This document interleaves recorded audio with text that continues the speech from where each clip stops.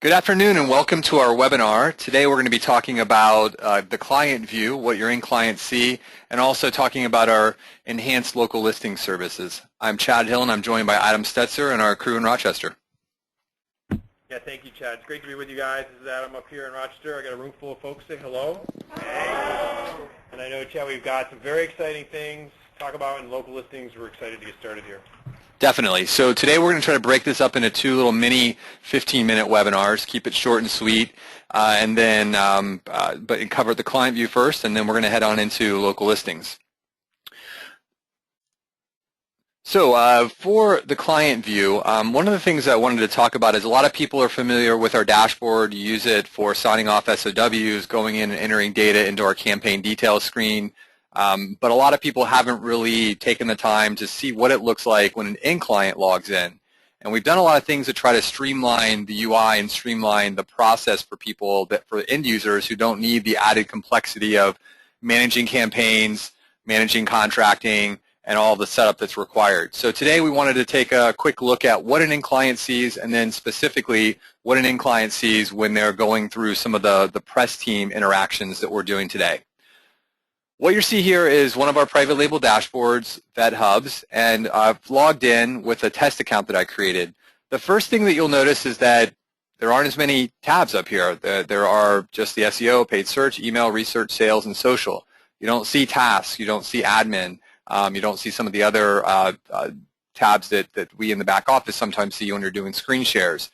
So that's the first change I wanted to make sure everyone saw. The other thing is that rather than seeing the search box here to the right where you literally start typing your campaigns and it auto-completes, we actually show them a drop-down. And typically this particular one I logged into had a couple campaigns running, but generally speaking, if there's only one campaign, which is the norm for most end users, most Main Street businesses out there, just have one campaign with us, they'll just automatically log in and go directly to their information. So again, something a little different than what we're all dealing with every day, but I wanted to point that out. The next thing that I wanted to talk about is then how you control some of these modules and access that an end user has. These screens are a little small here, but I just want to make a couple points. So the first one is, for example, if I wanted to remove the research tab, if that's something that I don't want my end customer to see, or paid search because we're not doing paid search or we're doing it in a different way, you have the ability to go into the user profile, click on admin, search for the user profile of your end user, and then under the module access tab, you can remove any of the modules that you don't want them to have access to. So again, in that example I just showed you, I went into this user, I removed the research, I updated their user record, logged back in as that user, and you can see now that research is gone. You could do the same obviously with the pay-per-click or email, whatever you wanted to do to make this as streamlined for your users as possible. Two other things that I wanted to point out. Another important screen here in terms of a user setting is back on the user screen under Basic, we have some notification preferences. These are things that we have changed and enhanced a lot recently, so I wanted to make sure we pointed those out. First of all, there's a global email opt-out, so if you never want your client to ever get emails ever, then you simply opt them out on this top level here, and they won't get anything. If you do have them opted in, you have some other controls here. So the first one is whether or not you want them to get review pending client emails. And most of you get a summary report on Mondays and Thursdays. End users don't get those summary reports, but when someone goes into a task and says, hey, we need some input from the end client, let's put it in review pending client, we need their sign-off, this is where at a user level you can define whether or not that end user is going to get notified. Two other features here for notification. One is that you have the ability to opt in or out a user for sales lead email notifications, as well as sales lead SMS notifications. Now, if you do pick the SMS notification, you also have to verify their SMS address. So again, for those of you who don't know what this is, we have a web delete form. We, by default, ask you whenever you kick a new project off with us if you want us to install it on your website. We can go install it on your website. When your end clients get new leads, you have a choice to either have your clients notified via email or SMS or both. So that's where you set that up.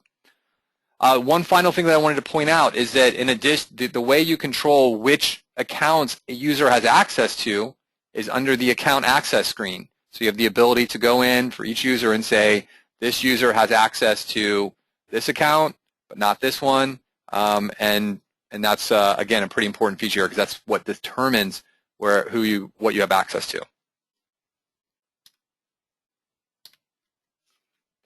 Okay, the other thing I wanted to point out that differs on your for each user is that the views and the data that they see on things like the Home tab depends on the service plans that they're enabled or that they have on that campaign.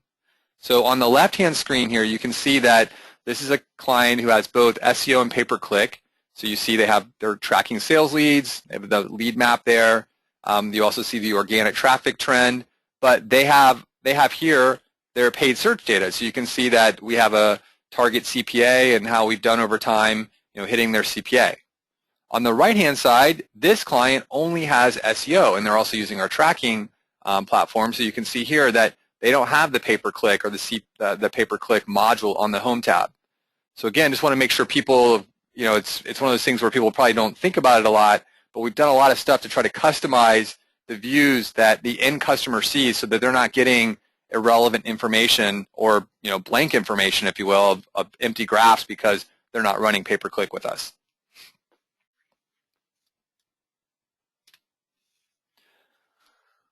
So we wanted to take the example of what an end customer sees and now apply that to a typical press team scenario. So I've mocked up some screens here of what it looks like on our end and then how we're interacting with the dashboard and then what your customer on the other end is seeing.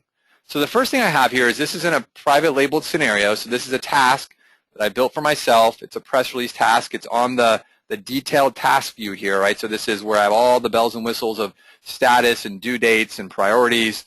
And you can see here I signed this myself. I now know that I need to make a call to an end customer in order to do a press release interview. So what I do is we have a little drop pop-up here that we can pop up, and we can see all of the users that are on the reseller account and all of the end client users. And I want to add in this demo account I created, cdemo, hdemo. So what I do is I go in and I add that user to the task. Now I have that same task, and now I basically have added that user here. You can see them in the list. And what I do now, or what our press team does, is they click on the phone call button, which pops up a screen on our side, and we've built a phone system into the dashboard so that we're able to manage this whole process. Two things that are really important here. So we're about to make a call to the end customer. What we are also prompting our press team is what is their white label identity. So I've blanked this out for just confidentiality purposes, but this would show the name of the reseller, their address, our contact person there, and that person's phone number. The other thing that's really important here is that we have our callback number. So most of you during our SOW setup process, we've gone in and we've created your own private labeled press team number. So what that means is that when we start this call and make this call to cdemo, hdemo, we're actually going to be calling from that callback number. And in most cases, we're getting a local number in your market. And if you service lots of different markets, there's one number. It can be an 800 number if you want, but it's really up to you what that number is. Our phone company tells us that we use here tells us that they've done research that shows that there's a significant improvement in pickup rate when you're calling from a local number over an 800 number. So for whatever reason you guys haven't set this up, please let us know. We'll take care of that for you. They at that point start the call, and they're able to have the dialogue at that point with the end customer. So what I did is I basically at this point typed in my notes, and kind of behind the scenes we routed that over to a writer. The writer then wrote a press release, and now I've gotten this back from the writing team saying that, hey, here's a press release. It's ready for end client approval. And by the way, that was also edited. I just, for brevity here, just I did a simple task, but it was also edited, and there might have been a round of revision or something in that process. But the writing happens. Now I need to go back and get approval. You'll notice now that there's a content tab in the task details here, right? So this, again, is the more complex task view, but you can see that there's actually a new drop-down here with content. And so this is where the press release is that needs to be signed off. Now what I do is I basically make a note. So let's see here. I'm making a note, and I'm basically going to update the end client that I need them to come in and and sign off. So I'm clicking email group, and what's going to happen is that's now going to send a note to C demo. Again, this is my test demo user here. And so I'm going to get an email in my inbox, and it's going to say, please click to open this task. When you view the task, and this is something that I wrote in as a note to the end customer, click on the content tab to see the contents of the press release. Please review and approve. If any edits are required, please make a note of the edits made. Call us at XXX if you have any questions. So I get that in my inbox. Okay. Now this email I can reply back to if I want, but in this particular case, it's asked me to click through because I need to go view the content of the press release, and so I need to click into that task, and I do that. Now what you see here on the right is the press is our what we call our Task Lite view. So again, if we compare this screen, and if we compare sort of the complexity of this screen to my task detail screen that we use every day with all the different bells and whistles of how to set up conference bridges and status and whatnot, you'll notice that this is significantly more streamlined here. And I have the ability in my screenshot down to the bottom of just clicking in the content tab, or the content tab at the top here, and I then see another tab that has all of the press release information right there, where I can then edit it, make any notes, and update that to send back to our team.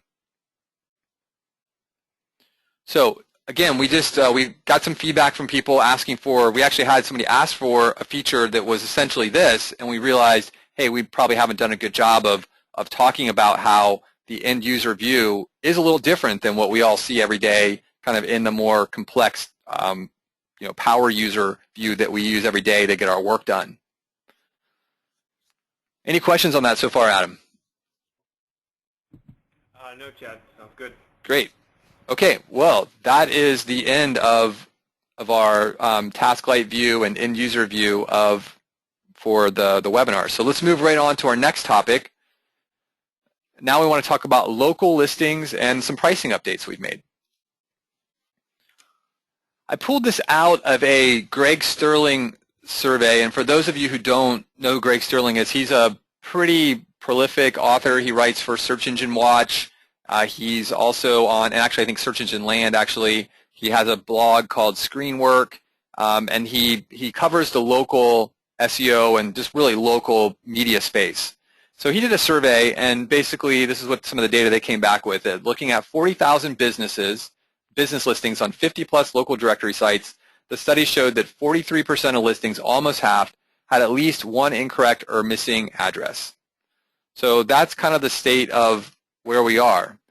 I think the other thing that as we walk into sort of this pricing, this update that we're making where we're bringing in a new solution, one of the things that Eric, who leads our SEO team, and I have been talking about for a long time is really we want to, there's a shift in thinking that I think we all need to make here. One is that today what we mostly focus on is we spend a lot of time and effort claiming lots of listings, but the data is stagnant, right? So maybe we claimed Hot Frog 4 months ago, but if something changes in the business today, or there's a special running today, or you're having a special promotion next month, the likelihood of being able to easily go through and maintain and keep the data current across 50-plus or even more in some cases citations and directories is very low, and so it doesn't happen. So what we end up doing instead of that is we just put in the most basic static information possible, which, as we can all imagine,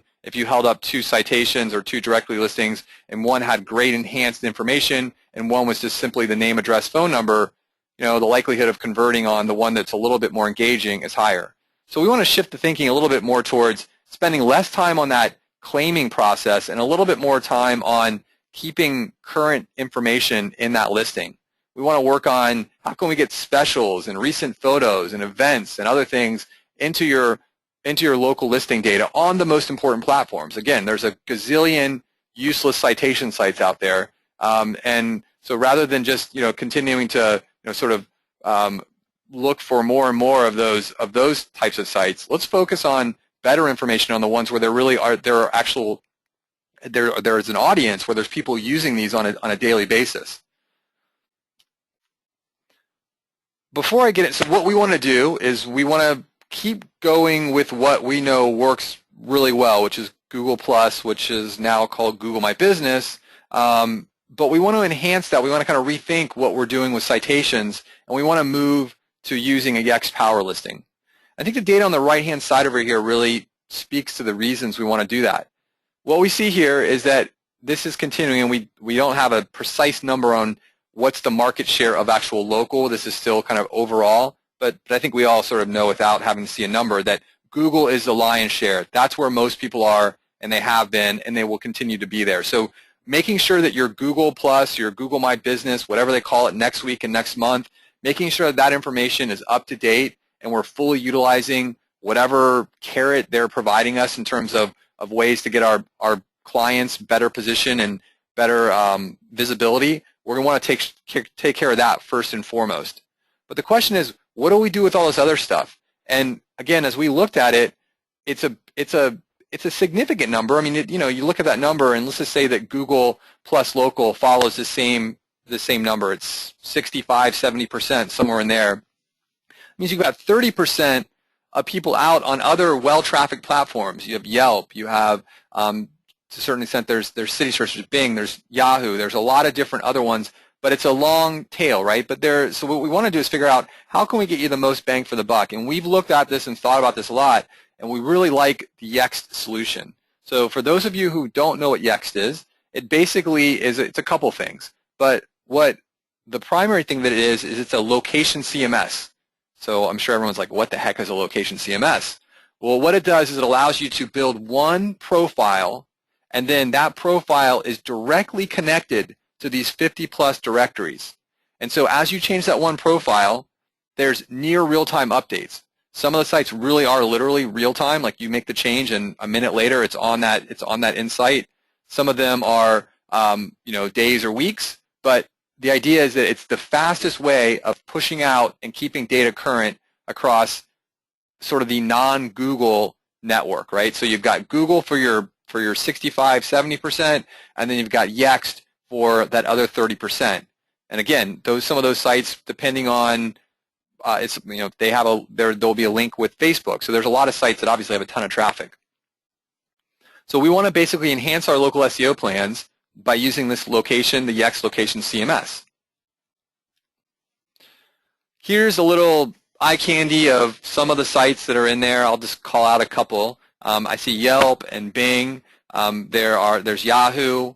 Again, on the social side, there's Facebook, there's Foursquare, and then there's a lot of other yellow page directories. So you have super pages.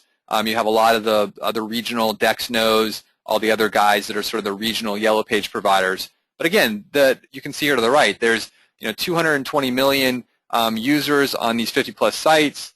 That you've got a 53% reach of desktop search and a 60% on mobile. One of the ones that's I'm not sure if the icon is in here or not, but one of the ones that's really important, it is actually right here, Factual. Factual is a big feeder of Apple Maps and Siri. So, again, these are the kinds of solutions that if you can get that data updated very quickly, it's beneficial because now this information is going directly out and feeding not only these sites where there's end users, but feeding some of the underlying data providers that are feeding a lot of the map data sources like Apple Maps and obviously Google Maps is going to come from their own data source, but it's really important. I did pull in a couple highlights that I see in what we're getting from the Yext solution. One is that we are getting a Yelp claiming, and that they actually have a very nice connection with Yelp where you can enhance it with offer data. So if you have a special or some sort of discount you're running, it's very easy. They have a place where you can get a promo box directly from Yext on Yelp. Of course, you get Bing and Yahoo. On the social side, I really like the fact that you've got Facebook and Foursquare. Duplicate listing suppression, this is something that is a major thorn in our side where we're constantly fighting data popping up that is inaccurate and trying to figure out how do we get that cleared out of not only Google but other local providers. So here you have the ability just to go in. We'll have the ability to go in and look when there are duplicates and tell through Yext which of the listings actually should survive and which one shouldn't. And then the other really cool one, which we are going to be working into the dashboard, is review monitoring, which also not only includes their standard network, but they actually have a relationship here where they can pull in the Google Plus review data. So you'll get essentially, again, near real-time review responses to show what information is on Google. So a lot of people have asked over time, what do you guys do with reputation management? Well, the first thing you need to do with reputation management is monitor your reviews and know where you stand. So I think this is going to be a great add-on to the local service and again, having this information that we'll be able to populate right in the dashboard and potentially in reports and other places as well. So I mentioned the dashboard a little bit. There are three things that we're looking at incorporating in the sort of near term into the dashboard. The first one is listing status. So on the right-hand side, you can see an example. Just this is of the 50-plus locations. This is what it would look like. It would basically show you all of the different directories. It would show you the actual business listing, which I've again sort of grayed out here just for privacy purposes. It would show you the status, which in this case they're all live, but it also will show things like pending. There are other statuses. There's sometimes exceptions that have to be dealt with, and then you have the ability to click through and go directly to that listing. So again, this is going to be really nice to have right in the dashboard next to all of your other online marketing information. Is a really good view of where you stand with local data as well. In addition to listing status, we're going to have the review information. And then the other thing is that we will get data back from Yext about analytics. It shows two interesting things. It shows number of searches in the category. So it will tell us, that there were 1,000 people looking for a dentist in Washington, D.C., and then it'll actually show the number of times that your particular profile was looked at. So the data is, we'll be able to pull that into the dashboard as well. So here is the rollout process for this. This is what we're doing. All of our local plans, so this is the starter -L, the basic -L, intermediate -L, and the standard -L. Those prices will all go up by $20. Again, I think the value here, it's an awesome value because we're getting a really good connection here with Yext. We're going to be able to take advantage of some of these really cool features, add in review monitoring. So as a result of that, prices are going up $20. We're going to roll this out on 9/1. We're basically ready to go right now with this. We've got everything in place. And basically what we'll be doing is the primary change we'll be making, everything else in our local plans will be staying the same, but the main thing we'll be doing is replacing the current citations with Yext, but that's going to free us up to do a lot more, again, focusing on good real information that we can work through with you guys to be pulling in and getting into Yext and Google rather than just constantly focused on the next citation out there that, again, has questionable value, especially after the Pigeon update, which, again, we didn't spend a lot of time on that today, but for those of you who haven't been following that, there was a big shakeup a couple weeks ago with this Pigeon update, and a lot of the big takeaway there is that some of the factors that are driving the rankings are the same core organic features or factors that drive traditional organic rankings. So it's the authority of the website, it's who and how people are linking to that website, it's the content of the website. It's less about how many times is your citation exactly correct on some no-name directory that has 10 views a month. So we think this is a great thing to do. It's going to be awesome in the dashboard. It's going to be awesome to focus on high-quality, good information in your listings, and we're excited to be offering that. I want to wrap up. Yeah, go ahead. I got a few questions for you here, and I wanted to chime in and say I of course, agree. I'm very excited about this. It reminds me of what we did with PR Web, because the other thing you didn't mention is, it is quite economical. Yeah. With the collective buying power of our reseller cooperative here, we're able to get a partnership deal that allows us to have a very economical offering when it's bundled together, which Yext is supportive of as well. So I think similar to our PR Web approach, Chad. We're able to bring excellent value to the resellers here to get something at a lower price than they would otherwise be able to get when it's bundled in with these other services that they need anyway. So a couple questions, though, for you, Chad, that popped in here. One was, are we going to be able to suppress negative reviews on Yelp? I don't think you can really ever suppress negative reviews. You can reply back to reviews, and that's a good question. I don't know the answer whether you can reply directly through their interface or if it's just just the monitoring of the review. I don't know if Eric's in the room. He may know. I'm not sure. Yeah, and I think that might be a holy grail type question. I was just listening to a podcast the other day about what to do about the haters in the world. The haters will always be haters, and so you're talking about social media and reviews. So that one might be a good one to call in and have a lengthy discussion with your account manager. Here's another one for you, Chad. What if my business has 3 locations? Yeah, we're going to support that the same way that we would support that today. So what we'll do is you would have your one core SEO plan that would have one listing there, and then we would open up 2 other campaigns with each of the other listings. And the way that'll work, again, the pricing on that on a one-off basis is it would be $40 a month for that.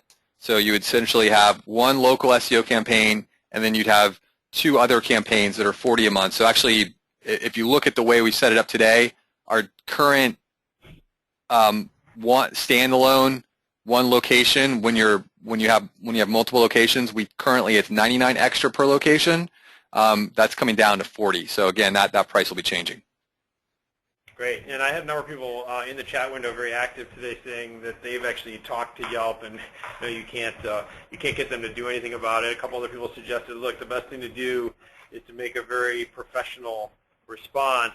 And so negative reviews are very charged, and people are often very emotional about them, particularly for a small business owner, a Main Street business. So my advice is, when you first see it, is not the best time to write the response. Give that a little time, sleep on it, come back, and then you don't want to wait too long, but you want to make sure it's a very professional response. Yeah, yeah. Go ahead. Will there be any other deliverable changes aside from replacing citations with Yext? The only other thing we are doing is we are adding in the local video. So we do a local video for all of our local. Well, we're going to add in a local video for all of the plans. So currently today, if you're on sort of one of our lower, the 2010, the starter plan, we don't do a one-off local video, but we will be adding that in.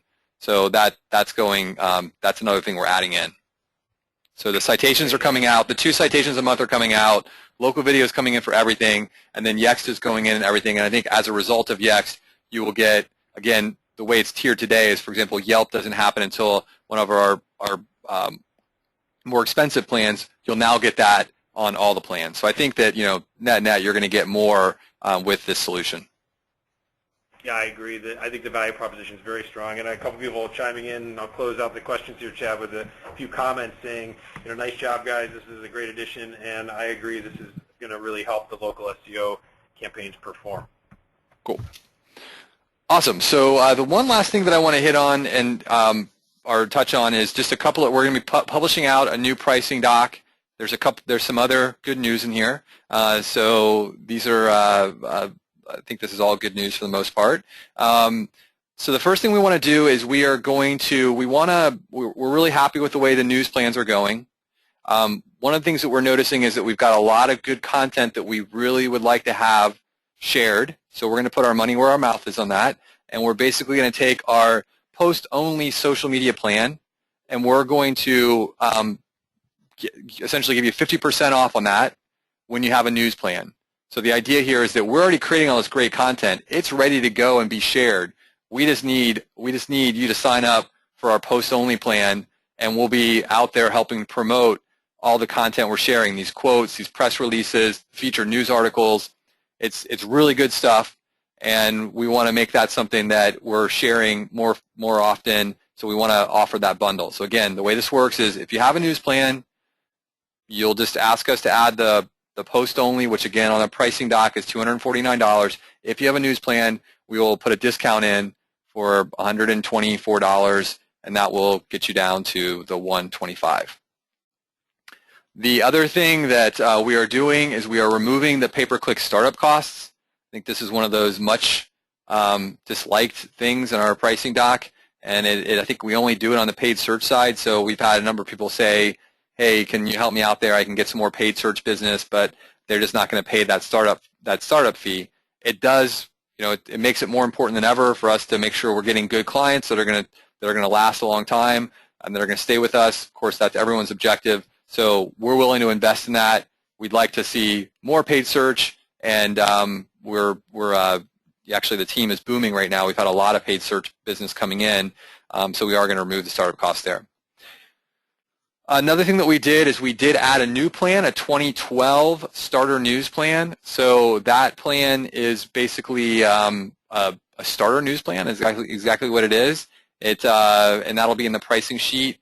That one comes in, I think, at it's $249 plus it requires you to have premium writer. So I believe it ends up being like $296 or something is the number, but it's just shy of $300. The other two changes on the on-site report. One is that we have removed authorship. That has been extremely difficult to coordinate, sitting sort of in the white labeled, private labeled world, and we basically want to replace that with something which we think actually is probably more valuable today, which is we've added in a backlink screening process to our kickoff, our on-site report.